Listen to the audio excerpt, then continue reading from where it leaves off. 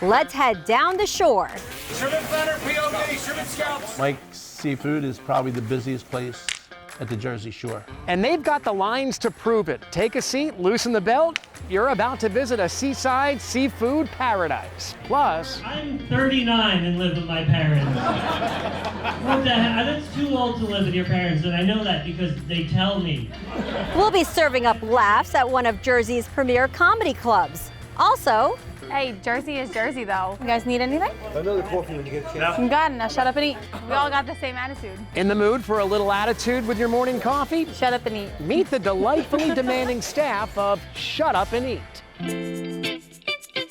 from the dunes of Sandy Hook, To the old Victorians of Cape May. buckle up. We're heading south to meet the people and explore the places that make up the heartbeat of Jersey. Down the shore. Sponsored by Precision Tech Home Services. Welcome to Down the Shore. I'm Simon Chowdhury. And I'm Jim Murdoch. We have a lot to see this weekend. And while you're exploring it all with us, don't forget to play at home with our Down the Shore trivia game. You'll see questions pop up during the show. Scan the QR code at the bottom of the screen and submit your answers. You might just win a $200 gift card to the Water Street Bar and Grill in Toms River. For more than 100 years, 3 generations of one family have been serving up the freshest seafood right off the shore. Let's take exit 17 on the Garden State Parkway all the way to Sea Isle City to Mike's Seafood, a legendary Italian restaurant.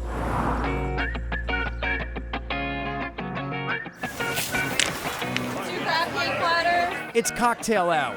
Shrimp Thunder, POV, Shrimp Scouts. Shrimp cocktail, that is, in the tiny town of Sea Isle City. Year-round population, 1,200. But come summer, the population swells to more than 40,000. And most nights, it seems like half of those hungry beachgoers line up outside Mike's Seafood. Mike's Seafood is probably the busiest place at the Jersey Shore. Mike Monachetti is the 3rd-generation owner. Our lobsters come right off the harbor here. Our stone crab claws come right off the harbor. The seafood is sourced locally. People come here, they come here for everything. We're famous for our steamed clams and our Bianca sauce. And our mussels are the best mussels you'll ever have in your life. I gotta admit, it all sounds great, but truth is, I'm more of a turf than a surf guy. What's the go-to for the land lovers? Mike's chicken parm, hands down. And that plate, when you get it, weighs 4 pounds. You have some recipes that go back decades and decades as well. Specifically, I'm told, your marinara. The marinara sauce, a woman started making that for us about 40 years ago, and she worked at Mama Leone's in New York City. It is really fantastic. I mean, it is to die for. Mike's grandparents left Italy in 1911. 2 of the more than 12 million immigrants to first set foot in the United States at Ellis Island. They went to the train station, and the guy selling the tickets, seen many people like this before. He said to them, north or south? South being the second word he said, my grandfather said south. The long-abandoned southbound train took them to Sea Isle City. There, his grandparents bought some deserted marshland for $500, built their first home here. Here's a picture of my grandfather. That's the early days of my grandfather selling fish from the original Mike's Seafood. They also planted a fig tree, now 114 years old, carried from home, then just a cutting wrapped in a wet towel. I walk down here every morning, I turn around and look across the street and see that fig tree. That means that much to me, that money doesn't mean anything. Mike's love of family is clearly evident, so when the opportunity came to give back to the autism community, he jumped on that chance. For the last 17 years, he brought that passion here to his hometown roots in Sea Isle City. 17 years ago, I was hoping to get a couple hundred people and maybe make a couple $1,000. Mike has 2 children with autism. Over the years, his annual Run Walk for Autism Awareness has taken off, attracting celebrities like NFL great Jason Kelce. This year's tally? I'm sure we have done over $1 million in just a little 20-minute run walk. February, in the middle of winter. But it's not just autism awareness. When we started this, I was giving money to autism. Now I'm giving money to Down syndrome or whatever disabilities you might have. We caught up with Mike at a town council meeting where he was thanking his friends and neighbors for their support. The feeling is mutual. He cares about people. What he's done over the years, donated probably over $300,000 to Cape May County Special Services. That in itself, over $300,000 for funds for recreational activities where our students would not be able to participate. Mike's legendary restaurant is the realization of his grandparents' American dream and the legacy he carries on. It's the people, the ground, it's the relationship. In the grand scheme of things, life is all about relationships. And my relationships here with Seattle City. Get this, the locals actually bring their own beer to help pass the time during the wait. Everything looked amazing, but time now to check out another meal where the main course is comedy. So let's take exit 98 to Uncle Vinnie's Comedy Club in Point Pleasant Beach. You guys ready for your headliner tonight? Make some noise for the one and only Vic DiPetto!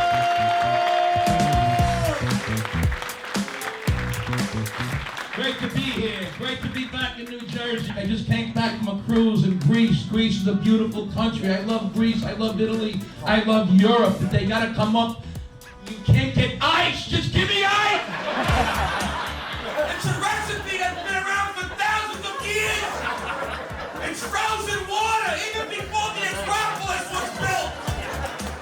Vic DiPetto has been working rooms like Uncle Vinnie's for more than 40 years. When you come back from a cruise, you are spoiled. That first day back in your house, you come downstairs, you open a cabinet, you get a dish, you look at the kitchen, and where the hell's the buffet? What do you mean I'm gonna make my own eggs? He's a top-tier talent, headlining Jersey's premier comedy club. Dino Ibelli and his brother Jerry bought an Italian restaurant here 21 years ago. Jerry, best partner I ever had. He's the behind-the-scenes guy. We started doing comedy and we started selling out on a Wednesday night. And I said, okay, well, no, let's try Wednesday and Saturday. And then we went Wednesday, Friday, Saturday. And we said, screw this. Let me take the wall down in between. One big comedy club. All right, Uncle Vinnie's already beat the show out tonight, guys. Live comedy has been growing in recent years. Nationwide ticket sales reached $1 billion in 2023. Dino says there's a recipe for success. We don't lower the talent level. A lot of comedy venues, if they see that ticket sales are light, all right, I'm not going to pay the headliner X amount of money, I'm just going to pay him Y. So now when we start paying Y, you're going to get a lower class comic. That was the one thing my brother and I always decided, we were going to make sure everyone's going to leave laughing. Actually, my mom came and she saw me do a show here, and then the next day she was talking with her friend about it, and I heard her friend ask, oh, how was the show? And she said the food was excellent. For Tim Rager, appearing at Uncle Vinnie's is a major career boost. After a brief stint as a receptionist, he works full-time at stand-up, a tough profession to make a steady living. I'm 39 and live with my parents. What the heck? That's too old to live with your parents, and I know that because they tell me. My grandma died, and it made me realize how short life is, and if you want to do something you love, you should just do it because we have one life. I love doing comedy. This is my favorite thing to do. I have not felt alone since I started doing comedy. Both finding my community, finding audiences, and relating to people on a real humorous level. And the doctor said, Tim, I think you should be on Xanax. I was like, Doc, I didn't know you partied. It's really opened up not just myself, but other people to me. I just flew down the shore and boy are my arms tired. Yep, that's me. I was so inspired, I had to give it a go. So, what do you call somebody who has no body and no nose? Nobody knows. That light is the modern day version of getting the hook. Next. When you're coming in as a comedy club and you're on stage, those 140 people don't know who you are. Why did the journalist walk into the ice cream shop? You have to make them laugh somehow. To get a scoop. You can make your friends and family laugh at Christmas, but once somebody has to hear and pay for you, you better make them laugh. You guys are fun, I like you. I once took 2 weeks off and I felt the absence in my life. And I couldn't wait to get back on stage. So I plan on doing this until the end. You guys have been a lot of fun. The seriously funny guys making a life in stand-up down the shore. A lot of attitude in those one-liners. Absolutely, and let's keep that attitude rolling. Still ahead. Eggs from hell, we have our BLT. And a sloppy mess. No, that's a shut up and eat. Come Shut on, up get and it eat. together. We meet the no-nonsense folks of Shut Up and Eat.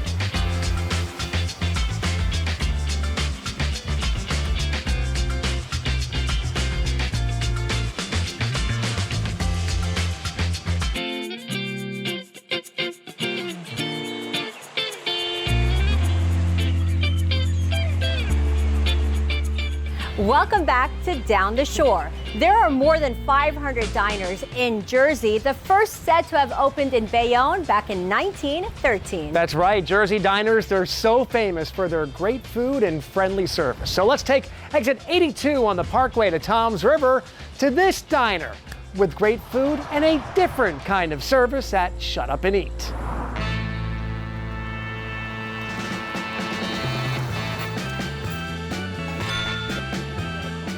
French toast and pancakes. Wow, that looks good. You're welcome. You guys need anything? Another coffee when you get a chance. You got it. Now shut up and eat. Not your typical answer to a simple menu question, but Phoebe Anderson is not your typical waitress. She started here 13 years ago, right out of high school. I didn't want to work here. I walked in and they were like, yeah, you're working. I was like, okay. I needed a job, but I didn't want to work here. The attitude is real. No gimmick. Hey, Jersey is Jersey, though. We all got the same attitude. The food is terrific and unique, like their signature dish. The sloppy mess is our top selling. Pork roll, bacon, ham, sausage chopped up, mixed in with home fries with cheese, Tootsie style, and toast. All mixed together. Then there's the waffle menu. Order at your own risk. 5 is a bacon, egg, and cheese. 17 is a sausage, egg, and cheese. 25 is a pork roll, egg, and cheese. 29 is a Shut Up and Eat sandwich, pork roll, bacon, ham, sausage, egg, and cheese on a waffle. Shut Up and Eat's dress code? Waitresses wear PJs, and so can you. If you wear a matching set of pajamas like what we have on, and that's what we wear, you get 13% off.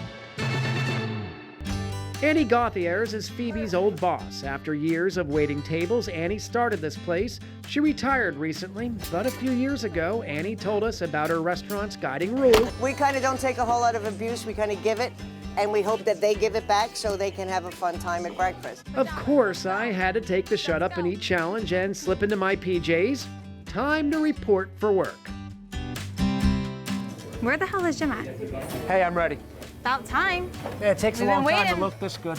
Yeah, you need to go back then. Actually, for you, don't beat yourself because then you'll get no good tips. So we have our special eggs from hell. Eggs from hell. We have our BLT And a our sloppy mess. No, that's our Shut Up and Eat. Come Shut on, up get and it eat. together. Tough room. But behind all the bluster and fun, there's the beating heart of the place. Chef and General Manager Miguel Martinez. Came here like 25 years ago. Yeah, not knowing anything, not knowing English. Now I don't know how to cook breakfast or dinner or anything. I didn't work in the kitchen at all. I started working in the kitchen. I learned everything step by step. English, dishes, everything. Miguel is now the proud father of 5, living his American dream. I came here to have a better life. Everybody told me if you work hard, the dream comes true. The hard-working folks of Shut Up and Eat, mixing a little attitude with a dream down the shore.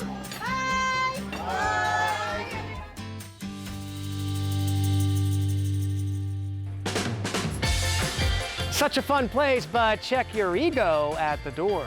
Got it. Check your ego and make sure you bring pajamas. All right, let's take exit 98 on the Parkway to Adventure Crossing, a unique amusement park that supports a special cause.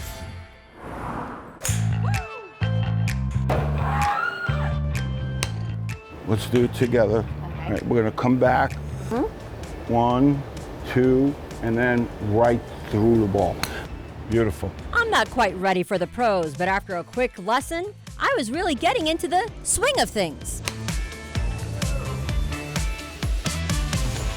Was that my best one?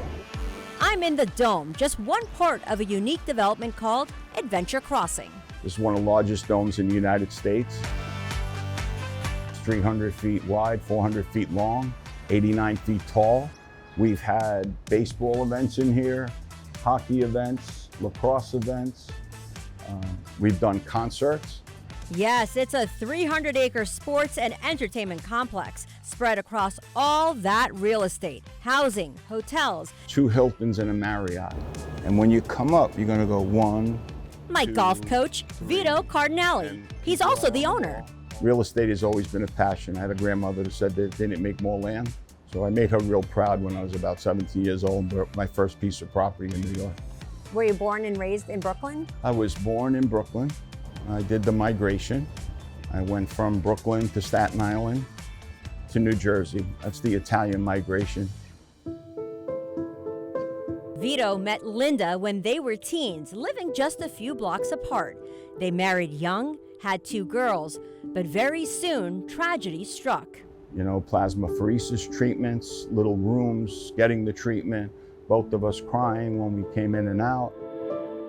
After years of treatment, multiple sclerosis took Linda in 2013, and Vito made a vow. My goal is to destroy MS, an eye for an eye. Right? It took my girl, and it's going to die.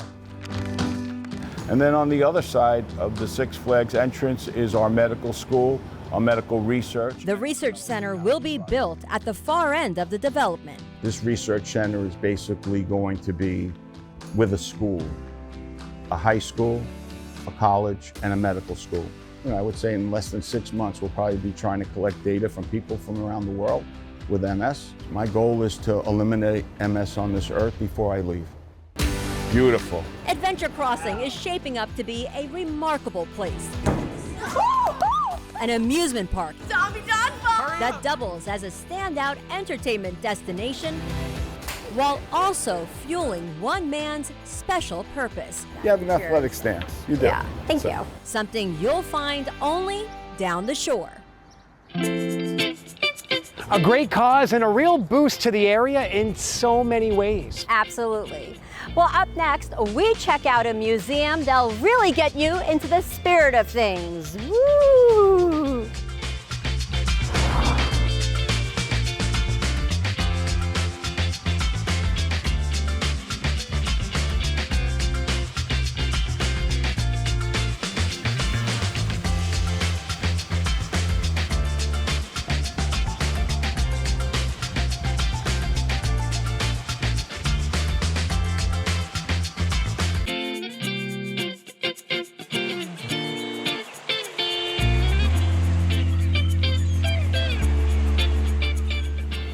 Well, time now to check out one of the most haunted cities in New Jersey. Let's take exit 102 to Asbury Park and take a deep breath as we enter the Paranormal Museum.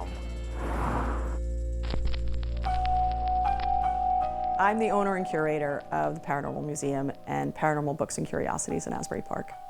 I always loved the paranormal. I always loved pushing back the boundaries, and I loved ghost stories. I'm Rebecca Gruber. I'm the manager and tour coordinator. Right here is our most active artifact. It's our Payamayambe cauldron.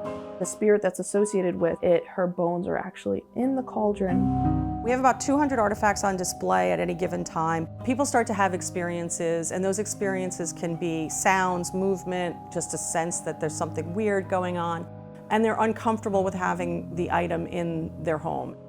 I am happy to take those.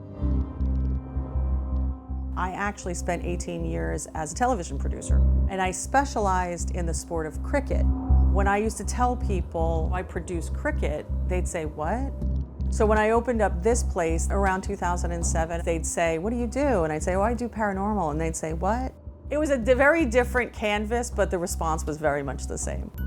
This building is very closely associated with one of the most reported ghost stories that we have in Asbury Park. Marie Smith was a 10-year-old girl who was abducted and murdered in 1910. It is believed that she was actually held and killed in this building. The spirit of a little girl has been seen here for over 100 years. I don't think that there's a week that goes by that you don't hear footsteps or sounds or even have items that move. Paranormal research is a way of understanding the natural world. I believe, but I would prefer to know. And I think that's kind of why we have a museum, because I would prefer to know. All right, time now to check your answers in our Down the Shore trivia game. If you've been playing along, scan the QR code at the bottom of your screen. It'll take you to our website where you can submit your answers for the chance to win a $200 gift card to the Water Street Bar and Grill in Toms River. And check out our website for more information on all the people and places you've just seen. And while you're there, tell us about your favorite shore destination. It might just be the next place we get to explore. Well, that does it for us this week. Join us next time as we visit more of the people and places you'll find only Down the Shore.